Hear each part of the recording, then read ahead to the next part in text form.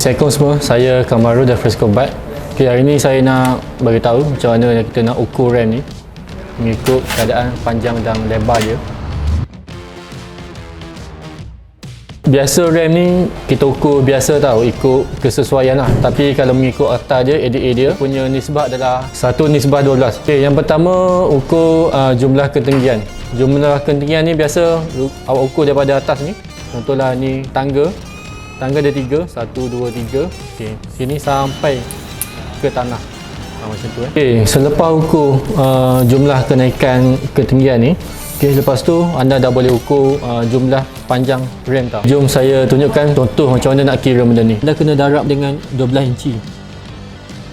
Contohlah ketinggian tu 2 kaki atau dalam inci ialah 24. Didarab dengan 12, anda akan dapat 288 inci, 24 kaki RAM. Pakai RAM untuk kegunaan komersial atau tempat awam.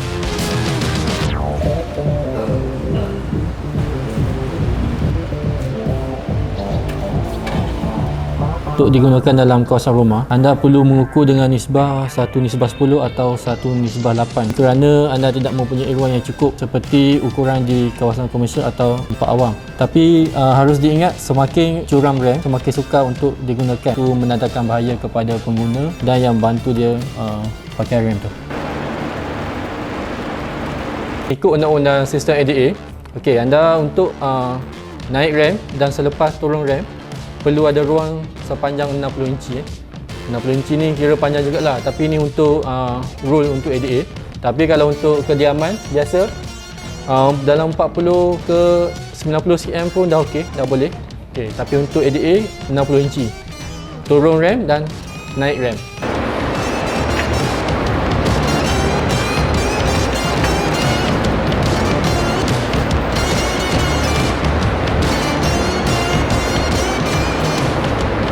Poin yang terakhir adalah lebar RAM itu. Okey, kalau ikut sistem ADA, dia punya lebar RAM adalah 36 inci. 36 inci ni lebar jugalah, dalam 80 cm lebih.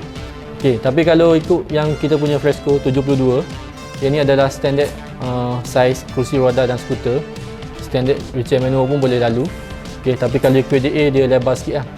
Tapi kalau untuk sebaiknya anda ukur anda punya skuter atau wheelchair. Lepas tu boleh ukur lebar RAM yang sesuai.